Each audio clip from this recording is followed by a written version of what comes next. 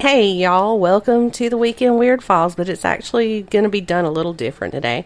So, Monday is Valentine's Day, and I was thinking, last year we did the Origins of Valentine episode. So I was thinking it would be kind of cool to do like a flashback type of thing and play that for y'all. So, also, I want to just say, please be kind because that episode is only episode number 9. So that was like in the beginning of the podcast.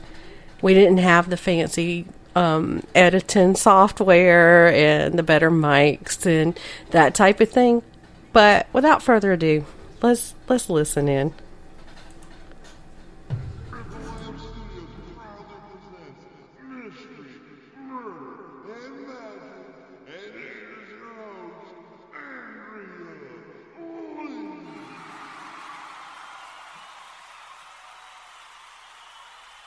Haha, what a nice crowd.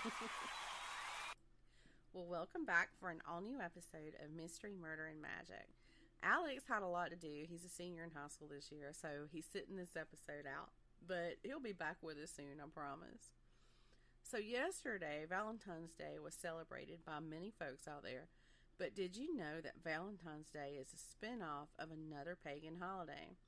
Well, just like the Yule episode, I'm going to give you a little history lesson on the origins of Valentine's Day.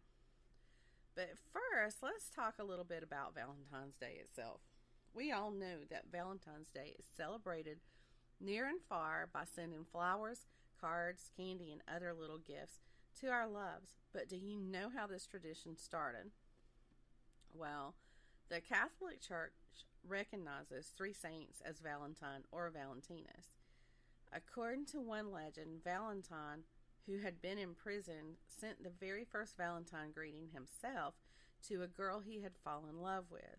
And it said that this girl was the daughter of the jailer, the very guy who had thrown him in jail. So the letter he wrote to her was signed, "From your Valentine." Now, soon after that, he was executed for his crime of trying to save the Christians from the Romans.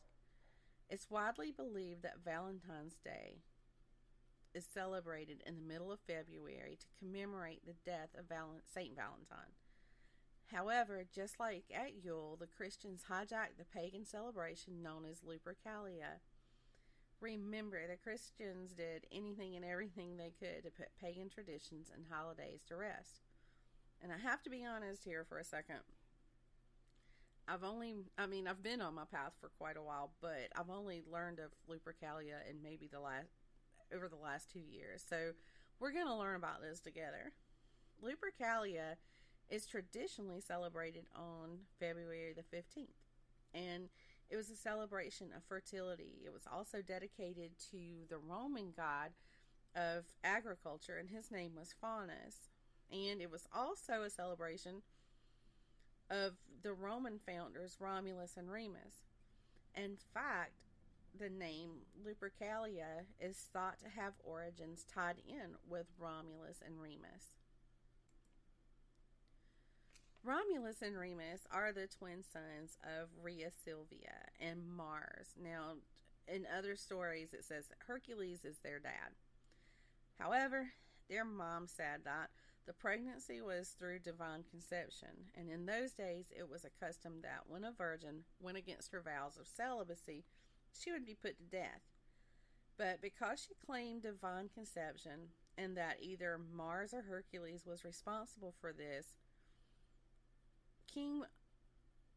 and I may slaughter this, but I'm going to give it a shot, King Amulius didn't want the blood of the mother or her children on his hands, so he imprisoned their mom. And to make the baby's death look like an accident, he ordered that they be thrown in the Tiber River. The servant that was supposed to carry out the act of throwing them in the river just couldn't bear the thought of throwing 2 babies into the river, so he placed them in a basket and placed the basket into the river. Now, the river ended up carrying them to safety because they were discovered in the basket by a wolf. And it is said that this wolf raised Romulus and Remus as her own children. Now, what does that have to do with the name of the festival, Lupercalia? Well, a female wolf is also called Lupa, and the place that they lived with a wolf was called Lupercal. Now, Lupercalia, it wasn't anything like modern day Valentine's Day.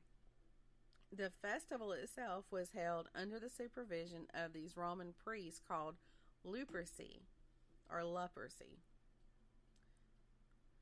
Each year, the festival was opened with the sacrifice of a goat or a dog, but most of the time it was a goat. And I should probably mention that the priests were totally naked when they were slaughtering these animals. Now, after the feast, the leprosy cut thongs from the skin of the sacrificed animal, and then they ran around the city and they would strike women with the thong. And by the way, they were still nude when they were doing this. Now, this wasn't done out of violence, but it was thought that being struck by the skin would make the woman fertile. And in fact, there was a lot of women that volunteered to be whipped so that they could become fertile. This connection between being smacked with goat skin and becoming fertile, it does sound strange, but it's been linked to the sexual goat god Pan. There was also a matchmaking ceremony during the festival. Names were drawn and couples got matched with each other. Sometimes these couples, they'd only stay together like long enough for the festival, and other times some of the couples became married. Now, around the end of the 5th century, Lupercalia celebrations were squashed by the Christians, who were on a mission to stomp out anything pagan and replace them with only traditions that they approved of. But a tradition or two from Lupercalia carried over into Valentine's Day celebrations. Now, during the month of February, everything you go in stores or anywhere, everything's red and white. Well, the red symbolizes the blood of the sacrificed animal, and the white represents the milk that the priest used to clean up the spilled blood. It's hard to imagine that Lupercalia traditions, these days, because we know that sacrificing animals is just plain out wrong. And then running around in the streets fully nude while smacking women with goat skins is definitely frowned upon. But those were different days than, the days we're living in now. Well, that's all I've really got. I know it was a short episode, but I hope you've enjoyed it. If you have any episode ideas, questions, or comments, please feel free to send us an email to mysterymurdermagic@gmail.com. And also, come over and give us a like on the Facebook page. You can find it at facebook.com/3mpodcast. Keep it weird, y'all.